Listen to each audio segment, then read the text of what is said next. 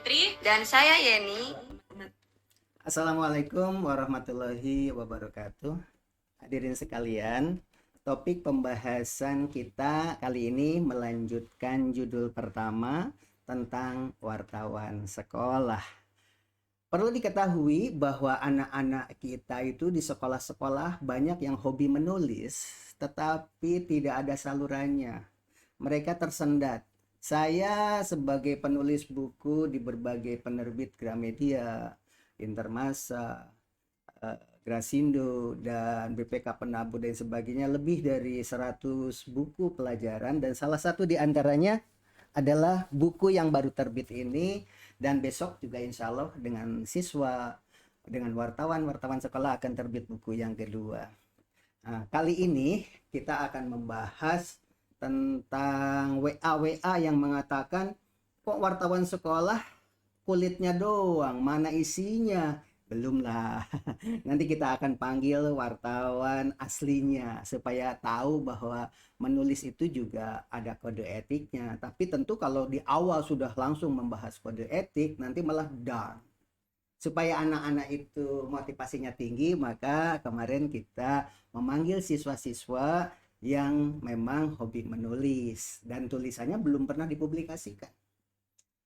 Begitu juga dengan banyaknya peristiwa-peristiwa podcast yang tidak memakai prosedural. Tentu kalau kita merekam juga harus ada izin. Salah satu contohnya pagi ini, sekarang jam 9 ya. Tadi sebelum jam 9 saya bertemu dengan seorang bapak, menyanyi dengan suara yang sangat merdu sekali. Kemudian bapak panggil, "Bapak, boleh nggak direkam?" Kemudian ngobrol-ngobrol, dan inilah ketika meminta izin untuk tayang di YouTube ya. Kita tonton videonya. Intro ya. Ini kelihatannya masih intro. Langsung ke perizinan. Kita dengarkan suaranya. SMP 8 di Bitung. Oke, terima kasih. Legenda selalu happy di usia tua dengan banyak penyanyi. Amin. Awet muda, selalu sehat. Nggak usah mikirin utang. Oke. Ya, yang penting apa? Utang dibayar. Oke, terima kasih. Wassalamualaikum warahmatullahi wabarakatuh. Ini masuk di podcast ya. Oke. Nanti tayang di YouTube ya. Oke. Ya. Untuk menjadi percontohan bahwa usia tua tidak harus jiwanya tua. Ya, 52 tahun Pak saya. 52 tahun. Wes, mantap. Oke, assalamualaikum. Waalaikumsalam warahmatullahi wabarakatuh. Oke, yang penasaran bagaimana kemerduan suaranya? Di belakang ini ada gambar Rhoma Irama. Kemarin kita sudah menayangkan Rhoma Irama menangis karena lagunya dinyanyikan oleh wanita buli. Dan mengapa kok sampai menangis terseduh-seduh ketika lagu Rhoma Irama itu dinyanyikan oleh orang bule? Dan alasannya kan bisa diputar ulang ya di podcast sebelumnya. Nah, yang kita bicarakan di sini adalah ketika prosedur memohon meminta izin. Begitu juga anak-anak sekalian yang hobi menulis. Jadi kode etik itu kita nanti akan berguru kepada wartawan aslinya. Tapi jangan membuat down ya. Sebab aturan itu adalah untuk keselamatan. Makanya kalau orang yang tidak tidak keberaniannya tidak terlalu besar, mulai saja dari tulisan tentang puisi, bercerita tentang keindahan alam, bercerita tentang apa. Tetapi kalau pemberitaan tentu ada aturannya. Mari kita panggil Bapak Yudi dari media ya. Oke. Assalamualaikum warahmatullahi wabarakatuh. Hai, saya Cici Supriyanti dari SMA Bukap. Hai, saya Deni. Kebaya Indonesia. Hai, saya Fitri dan saya Yeni. Nama saya Trihastuti Rahayuning Pamile. Saya Oke, selamat pagi apa selamat siang ya Pak Yudi ini ya? Selamat pagi ya. Masih jam 9 lewat, selamat pagi lah. Selamat pagi menjelang siang ya.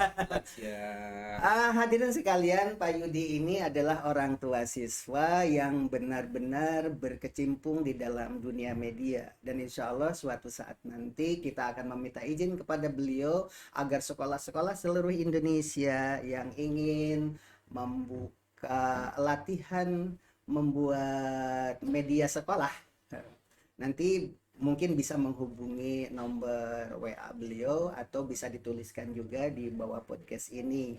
Mari kita saksikan dulu bagaimana memotivasi siswa supaya menjadi penulis yang handal, dipupuk dari awal, tentu tidak melanggar aturan. Mangga Pak Yudi. Siap. Alhamdulillah saya berkesempatan juga diundang ya sama Pak Haji lah kemari untuk menjelaskan apa sih itu jurnalistik. Podcast ini kita sudah yang kedua apa ketiga ya? Waduh, sudah Yang ya. dulu membahas Kedua. Oh, kedua ya. Ini yang kedua Ya. hadirin sekalian ya. Oke. Sebelumnya kita membahas tentang Saya malah lupa lagi itu. komite sekolah. Oh. Kebetulan saya Bukan deker kalau nggak salah. deker. Iya, deker. Jadi ada ya 3 berarti udah ketiga. Oke, Ya. udah 3 ya. Dan kali ini kita akan membina siswa kita. Yang Iya. Pak Yudi tentang motivasi dulu ya. Siap, Siswa-siswa siap. ya. Sebelumnya saya perkenalkan diri dulu. Nama saya Yudianto, saya pimpinan redaksi dari Media Kabar Daerah Jawa Barat yang sudah terverifikasi Dewan Pers. Di sini mungkin saya melihat ya Pak Haji, di sini minat tulis anak-anak sebenarnya besar, luar biasa. Sehingga mereka punya imajinasi yang bagus menurut saya. Tapi banyak ketakutan. Nah, jadi kalau saya kebetulan kan anak saya di sini, Erin. Erin ini dia penulis juga ya. Ya, kebetulan kalau dia speknya itu saya ajarkan lebih berani. Oh, malah dia berani ya. Lebih berani. Kalau saya malah Makanya- jangan dulu deh kalau gitu. Makanya kenapa dia saya lengkapi dengan surat tugas dengan KTA. Oh, dia udah punya KTA ya? Udah. Makanya saya selalu mengajarkan dia apa sih arti jurnalistik. Karena begini, ada Sebentar dulu. Tolong Pak Nanang nanti sebagai Wakasek kita panggil nanti Erin di kelas mana? Di kelas berapa? 11. Bapaknya lupa. 11. Nanti 11, wawancara karena dia sudah punya KTA Iya, ternyata. Oke, dilanjut. Iya. Jadi memang kalau secara jurnalistik untuk kategori yang ada 3 kategori untuk jurnalistik itu. Pertama kategori pemula, kedua kategori menengah, 3 kategori yang sudah profesional. Nah, untuk kategori yang pemula ini biasanya menulis terkait tentang yang normal-normal saja. Dan itu tidak perlu sampai ke tingkat yang lebih spesifik atau media. Sebentar dulu, kalau KTA itu singkatan dari apa? Kartu tanda anggota. Kartu tanda. Nah, Lanjut. iya. Jadi spesifiknya seperti itu. Makanya kalau untuk penulis-penulis biasa yang tidak biasa gitulah, yang pemula, boleh dia menulis apapun. Bahkan di Instagram atau di TikTok atau di media sosial lainnya. Itu, Tapi tetap aja kalau ada masalah muncul betul, juga. makanya bahasanya adalah pemula. Pemula. Pemula itu dalam artian dia hanya menulis standar. Jadi dia hanya menulis mungkin cita-cita dia jadi apa, kedepannya seperti apa dia. Jadi menceritakan dirinya, narasi dirinya. Jadi kalau sekarang kita bahasa narasi yang suka di Facebook itu anak-anak, itu merupakan dari karya ilmiah jurnalistik sebenarnya. Iya, karya Karya ilmiah. Iya betul. Jadi mereka menulis curhatan dirinya atau apa, itu sebenarnya bagian dari jurnalistik yang tanpa mereka sadari. Nah, itu untuk pemula. Terus untuk menengah, kalau untuk menengah itu dia lebih terarah. Misalnya dia akan buat buku atau dia disuruh sekolah membuat buku. Nah, itu udah menengah dan itu memang perlu diasah, Pak. Dan perlu diperhatikan. Jadi harus ada yang memperhatikan hal tersebut. Jangan mereka dilepas. Pada saat mereka dilepas, kesalahan menulis, ingat, tanda baca kalau menurut kami sebagai media adalah hukum. Hukum wajib. Tanda baca, belum dari artikulasi kalimat. Artikulasi narasi kalimat, belum itu. Tanda baca aja bentuk hukum, bahkan itu bisa disomasi, Pak. Karena salah penempatan tanda baca atau titik koma itu dapat menyebabkan salah artikulasi. Nah, banyak hal-hal yang memang Ini adalah masalah teknik tulis. teknik Iya. tulis. Supaya belum bicara hal-hal lain ya, belum. teknik tulis. ya. Jadi supaya bagaimana sih mereka? Jadi mereka sebenarnya kalau menurut saya anak-anak sekolah ini jangan perlu takut menulis. Anak-anakku sekalian, Bapak dan Ibu, orang tua di rumah, ini adalah wartawan senior yang bertanggung jawab untuk dunia pendidikan karena anaknya di sini dan sudah memiliki KTA. Jadi anak-anak itu kan perlu takut Bapak dan Ibu, apalagi podcastnya ini adalah podcast sekolah. Jadi nanti yang mempertanggungjawabkan sekolah ya, bukan anak Bapak dan Ibu. Begitu juga dengan media Pak. Di sini ada media itu ada 3. Ada Waglo Cantik, ada Waglo Putra, dan ada media edukasi.my.id. Dan itu adalah tahapan-tahapan seperti yang dijelaskan oleh Pak Yudi tadi, bahwa tentu anak-anak harus mengikuti tahapan-tahapan itu supaya aman. Jadi Bapak dan Ibu di rumah jangan khawatir. Mangga Pak Yudi, jelaskan. Untuk supaya anak kita berani ya. Betul, iya. Nah, kalau untuk tingkatan profesional itu malah lebih spesifik dia. Biasanya dia ambil itu data itu dari wacana-wacana sebelumnya seperti misalnya Kompas, dari media Indonesia, CNN dan macam-macam. Jadi dia ambil sari-sari patinya, dia masukkan ke dalam bentuk tulisan sehingga tulisan itu terarah, bagus. Tapi tetap harus dilengkapi dengan sumber. Ingat, iya, penyantuman sumber, karena sumber itu wajib, karena itu hak cipta orang. Gitu. Jadi untuk saat ini mungkin anak-anak yang sekarang kalau ada kutipan ya, kalau ada kutipan suka itu. menulis, senang menulis, segera diarahkan. Karena itu meningkatkan intelijensi dia, terus IQ dia, kecerdasan dia. Karena penulis itu rata-rata tingkat IQ-nya itu di atas 120 rata-rata. Seperti mungkin Pak Haji. Itu ada hasil risetnya itu. Iya. Jadi orang Sebentar hadirin sekalian. Bapak-bapak dan ibu-ibu di rumah, ini saya baru tahu ini.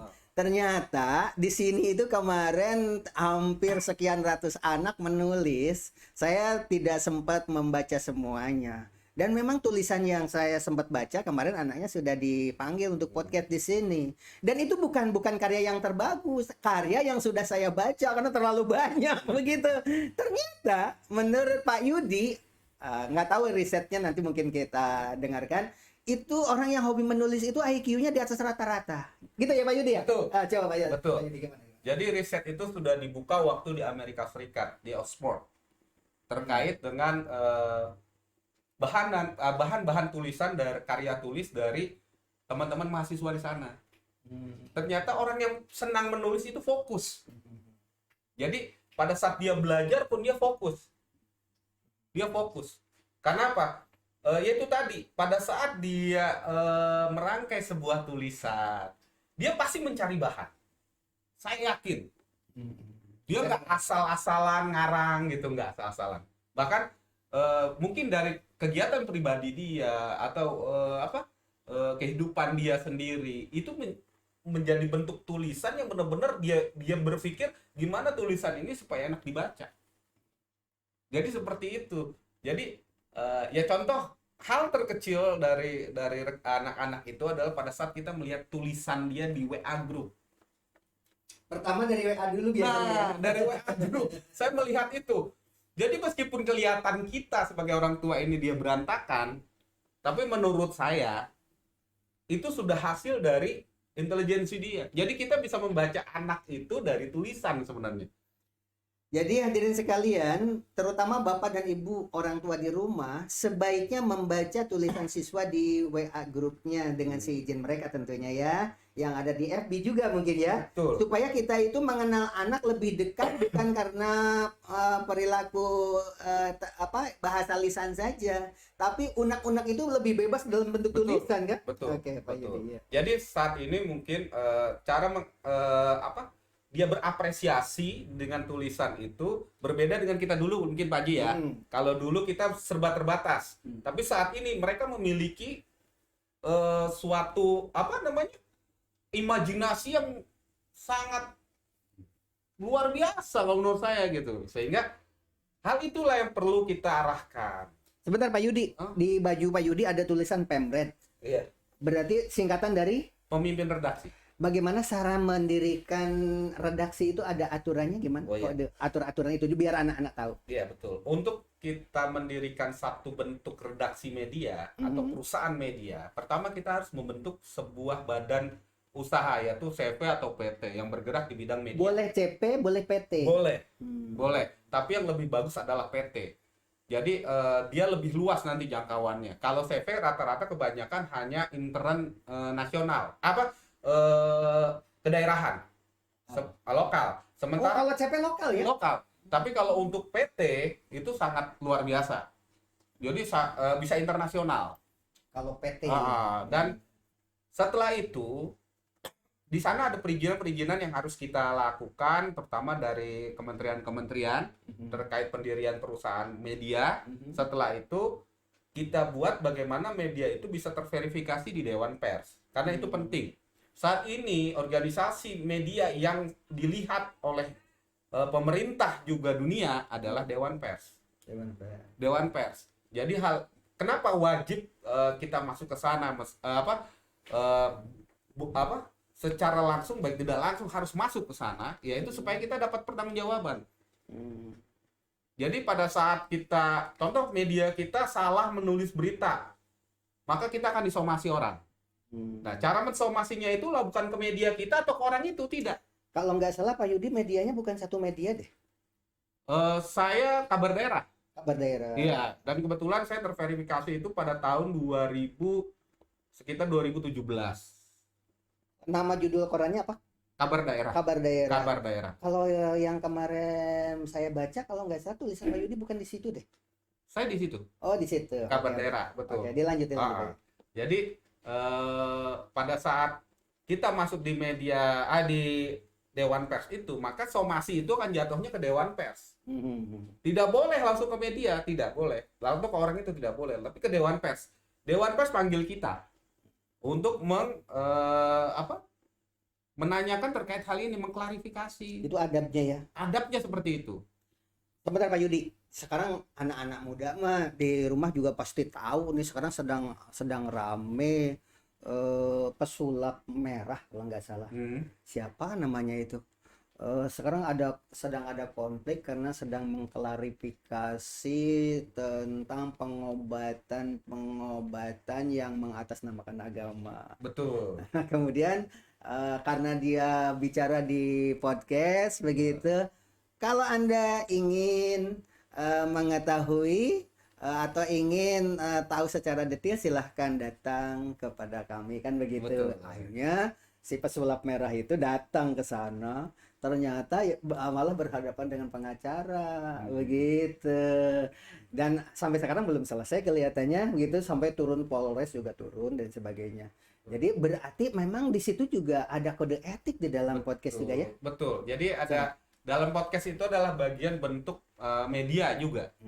Media. Dan hal ini juga punten Pak Haji harus benar-benar di-editing baik-baik. Kata-kata mana yang harus dipilih, mana yang dipakai atau tidak. Hal itu yang menurut saya harus detail. Jadi kalau kita punya podcast, saran saya untuk seluruhnya yang memiliki jaringan podcast, itu harus ada yang namanya editor. Nah, agar apa yang kita sampaikan ke khalayak publik itu tidak salah. Kalau media tidak bisa dikenakan undang-undang ITE atau yang sekarang mau baru RKUHP. Apa itu? Tidak bisa rancangan kitab undang hukum pidana yang terkait masalah tidak boleh menjelek-jelekan pejabat-pejabat publik. Itu kan memang tidak boleh kan? Iya. Secara harfiahnya tidak boleh. Tapi permasalahan saat ini, kita ini di alam demokrasi. Ini yang sulit kalau menurut saya. Tapi kenapa media kok tidak bisa dikenain RKUHP? Karena media punya kode etik. Nah, kita kembali ke kode etik jurnalistik, di mana kita diatur oleh Undang-Undang Pers nomor 40 tahun 99. Di sana jelas dari pasal 1 sampai terakhir itu dijelaskan bahwa bagaimana kewenangan pers, bagaimana cara kita menulis, bagaimana kita mempunyai hak dan kewajiban. sebagai wartawan. Jadi menurut saya RKUHP atau Undang-Undang ITE itu tidak langsung mengenai kita. Asal narasi itu bukan sekedar hayalan dari si penulis. Jadi bukan opini.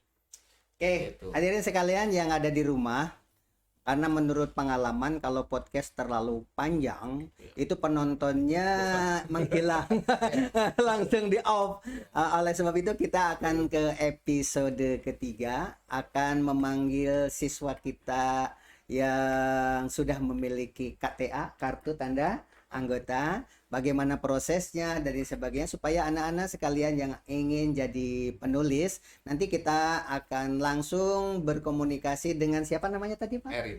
Dengan Erin ya.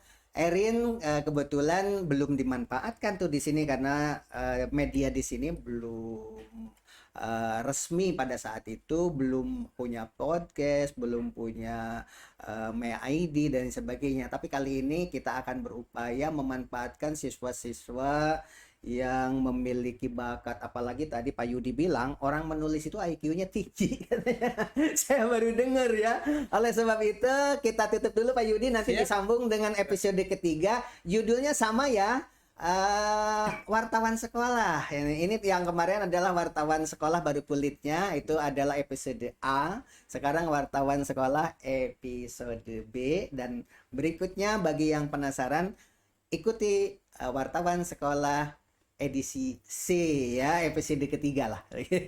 Oke Pak Yudi, kita sama-sama. Wassalamualaikum warahmatullahi wabarakatuh. Selamat menunggu episode ketiga. Oke, siap. Assalamualaikum warahmatullahi